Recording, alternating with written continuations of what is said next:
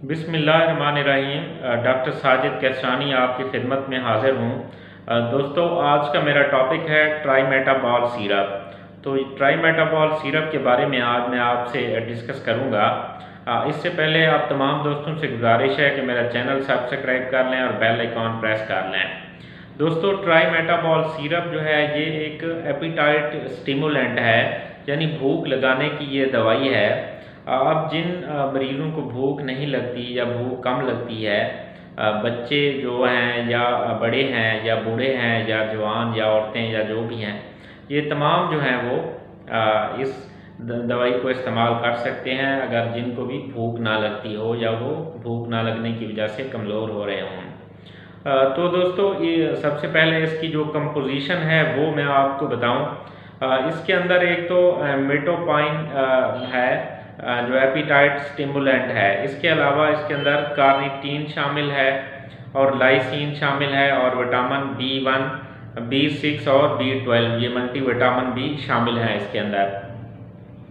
तो दोस्तों, ये भूख की कमी का जो मसला है ये काफ़ी लोगों में हो सकता है और जो बच्चे हैं उनमें भी हो सकता है, लेकिन ये जो 2 साल से ऊपर के बच्चों में ये सिरप आप इस्तेमाल करा सकते हैं। 2 साल से नीचे जो बच्चे हैं उनको ये सिरप आपने इस्तेमाल नहीं कराना, क्योंकि उनमें ब्रेन जो डेवलपमेंट ग्रोथ हो रही होती है, तो उसको ये मेटोपाइन जो है ये अफेक्ट कर सकता है।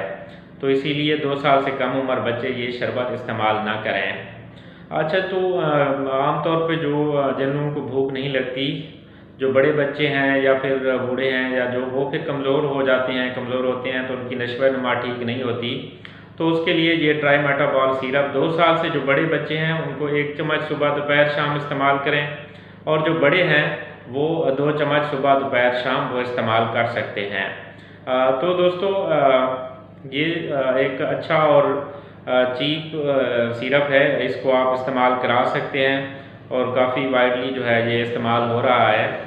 आप जिस बच्चे की ग्रोथ ना हो रही हो या जो सही जो है ना, जो जिसको भूख ना लग रही हो, नशो-नुमा सही ना हो रही हो, तो उसमें आप इसको इस्तेमाल करा सकते हैं, लेकिन इसमें एज लिमिट है 2 साल से नीचे आपने इस्तेमाल नहीं करना है इसको।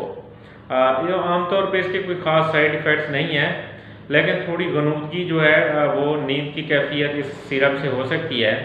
तो इसीलिए जो मशीनरी हैंडलिंग है उसमें एहतियात बरती जाए, मशीनरी हैंडल जो है वो ना की जाए सिरप के इस्तेमाल के बाद।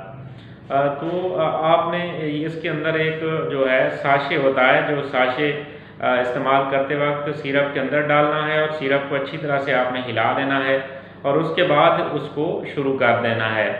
तो ये जब आप साशे अंदर सिरप के डाल लेते हैं तो उसके बाद आपने 20 दिनों के अंदर इस सिरप को इस्तेमाल करना है, और 20 दिन गुजर जाएं जब, तो उसके बाद आपने इस सिरप को इस्तेमाल नहीं करना, ये आपने एहतियात करनी है।